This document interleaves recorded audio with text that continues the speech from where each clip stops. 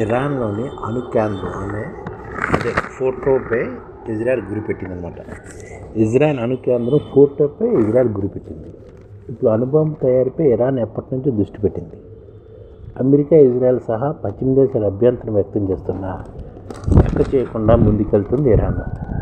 బాహ్య ప్రపంచం తెలియకుండా రహస్యంగా ప్రయోగాలు చేస్తుంది ఇరాన్. ఇరాన్లో షియా ముస్లింల పవిత్ర నగరము ఖూమ్కు 20 మైళ్ళ దూరంలోని ఫోర్ట్ అనే గ్రామం వద్ద కొండ కింద 80 నుంచి 90 మీటర్ల దిగువన, అంటే 295 అడుగులు లోతున అనమాట, కొండకి కింద నుండి అణు కేంద్రం నిర్మించింది ఇరాన్. అంటే ఇరాన్ అణు కేంద్రాన్ని ఫోర్టు ఈ ఇరాన్ యొక్క షియా ముస్లిం పవిత్ర నగరమైన ఖూమ్కు 20 మైళ్ళ దూరంలోని ఫోర్ట్ అనే గ్రామం వద్ద ఈ కొండ కింద నిర్మించింది అనమాట. ఇది 80 నుంచి 90 మీటర్ల లోతులో ఉంది. దీని గురించి తొలిసారిగా 2009లో అందరికీ తెలిసింది. ఇరాన్ నుంచి కొన్ని కీలక డాక్యుమెంట్ ఇజ్రాయెల్ నిఘా సంస్థ చేయించుకున్నతోటి ఫోర్ట్ గురించి కొంత సమాచారం బయటకు వచ్చింది. కానీ 2002 నుంచి ఇక్కడ నిర్మాణాలు మొదలైనట్లు తెలిసింది.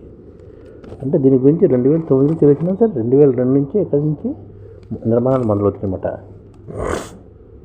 ఇజ్రాయెల్, ఇరాన్ యుద్ధం మొదలైన తర్వాత ఫోర్ట్ ఫ్యూయల్ ఎన్రిచ్మెంట్ ప్లాంట్ పేరు ప్రముఖంగా వినిపిస్తుంది. ఉపరితలం నుంచి 90 మీటర్ల దిగున ఈ అణుక్షిపణి పరీక్షలు ఉన్నాయన్నమాట. దీన్ని ధ్వంసం చేయాలంటే అమెరికా GBM-57 బాంబులే శరణ్యం. అందుకే అమెరికాని యుద్ధంలో లాగాలని ఇజ్రాయెల్ చూస్తుంది. ఇజ్రాయెల్ క్షిపణిలో ఇరాన్లోని నంతాజు, ఇన్ఫాహన్ అణు కేంద్రాలు చాలా వరకు ధ్వంసమయ్యాయి. అక్కడ అణుబాంబులు తయారు చేసే పరిస్థితి లేకపోవచ్చని అంతర్జాతీయ నిపుణులు అంచనా వేస్తున్నారు కూడాను. ఇక మిగిలిన అతిపెద్ద అణు కేంద్రం ఫోర్టే. అందుకే ఇజ్రాయెల్ సైన్యం దీనిపై గురిపెట్టింది. ఉపగ్రహ చిత్రాలను పరిశీలిస్తే ఫోర్ట్ అణు కేంద్రం స్పష్టంగా తెలిసిపోతుంది. కొండ చుట్టూ రహదారులు, సొరంగ ప్రవేశ మార్గాలు, పక్కనే సహాయక భవనాలు.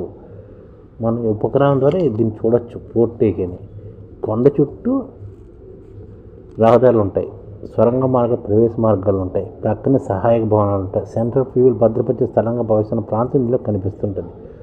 పర్వతాల అంతర్భాగంలో అత్యంత దుర్భరమైన నిర్మించిన ఫోర్ట్ న్యూక్లియర్ సైట్ని ధ్వంసం చేయాలంటే ఇప్పుడున్న ఏకైక మార్గం అమెరికానే.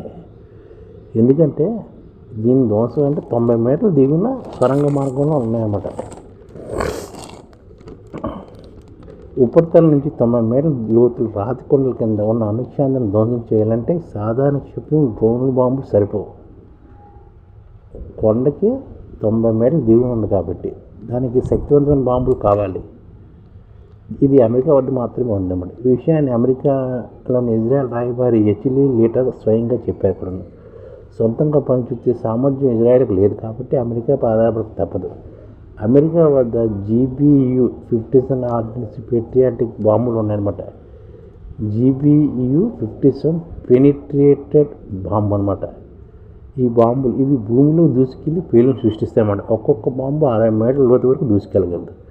అమెరికా విమానానికి చెందిన B-2 స్టైల్ బాంబుల ద్వారా ఈ GBU-57 బాంబు ప్రయోగించాల్సి ఉంటుందన్నమాట. ఫోర్ట్ న్యూక్లియర్ సెంటర్ను ధ్వంసం చేయాలని కేవలం ఒక బాంబు సరిపోదు. ఒకే చోట వెంటనే కనీసంగా 2 బాంబులు ప్రయోగిస్తేనే ఆచరణ ఫలితం ఉంటుందన్నమాట.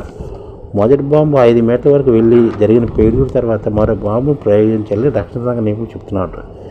రిపీటెడ్ స్టైల్ తప్ప మరో మార్గం లేదని అమెరికన్ ఎయిర్ ఫోర్స్ కర్నల్స్ కూడాను చెప్తున్నారు అనమాట. అంటే ఇది ఒక బాంబు వేసాం 60 మీటర్ల వరకు వెళ్తుంది అనమాట. అక్కడ పీల్డ్ వస్తుంది, మళ్ళీ ఇంకో బాంబు వేయాలి దీని వెనకాతలే, అప్పుడు ఆర్డినెన్స్ ఫలితం వస్తుంది అన్నమాట. ఫోర్ట్ కేంద్రం అనుభవం తయారీ అవసరమైన సెంట్రల్ ఫ్యూజ్లు 2700 వరకు ఉన్నట్లు తెలుస్తుంది. 3000 సెంట్రల్ ఫ్యూజ్లు ఏర్పాటు చేసి వెలిస్బర్గ్ ఫోర్ట్లో ఉంది. ఇరాన్ అణు శాస్త్రవేత్తలు ఇక్కడ యురేనియంను 60% వరకు శుద్ధి చేశారు. దాన్ని 90 వరకు మార్చడానికి ఎక్కువ సమయం కూడా పట్టదు. ఇప్పుడున్న యురేనియం 233 కిలోలు వెపన్ గ్రేడ్ యురేనియంగా 3 వారాల్లో మార్చవచ్చు. 9 అణుబాంబులు కూడా తయారు చేయడానికి మాత్రం యురేనియం చాలు.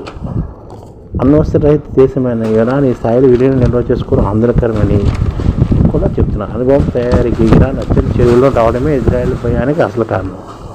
ఫోర్ట్ అణు కేంద్రం సర్వనాశనం చేస్తే తప్ప తమ భద్రతకు డ్రోకా ఉందని ఇజ్రాయెల్ చెబుతుంది. కానీ ఇది ఇజ్రాయెల్ వల్ల సాధ్యమయ్యే పని కాదు. ఒకవేళ ఫోర్ట్ను పూర్తిగా నామరూపాలు లేకుండా చేయడం సాధ్యం కాకపోతే కనీసం నిర్మించడానికైనా ఒక అవకాశం ఉంది. అది ఏంటంటే అణు కేంద్రం లోపల దారితీసే సొరంగాలను ధ్వంసం చేయడం. సొరంగానికి అణుకేంద్రాన్ని లోపల దాచేసి సొరంగాలు అంటే ధ్వంసం చేయడం. అలాగే గాలి ప్రసరణ కోసం ఏర్పాటు చేసుకునే వ్యవస్థను దెబ్బతీయాలి.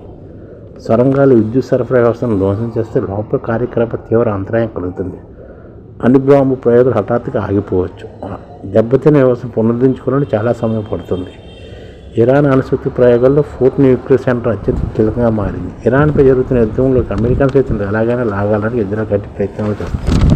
దీని వెనుకున్న ప్రధాన ఉద్దేశం ఆ ఫోర్ట్ అణుకేంద్రాన్ని ధ్వంసం చేయడమని తెలుస్తుందన్నమాట. అంటే ఫోర్ట్ అణుకేంద్రం ఇది 90 అడుగులు 90 మీటర్ల లోతులో ఉందన్నమాట. దీన్ని ధ్వంసం చేయడం చాలా కష్టం. దాన్ని ధ్వంసం చేయడం ఇరాన్ ధ్వంసం చేయకుండా అడ్డుకుంటుంది. కానీ ఇజ్రాయెల్ ధ్వంసం చేయాలని అమెరికాని కోరుతుంది అనమాట. అమెరికా సహాయం ఉంటేనే ఇరాన్ యొక్క అణుకేంద్రాన్ని ఇజ్రాయెల్ ధ్వంసం చేయగలదు.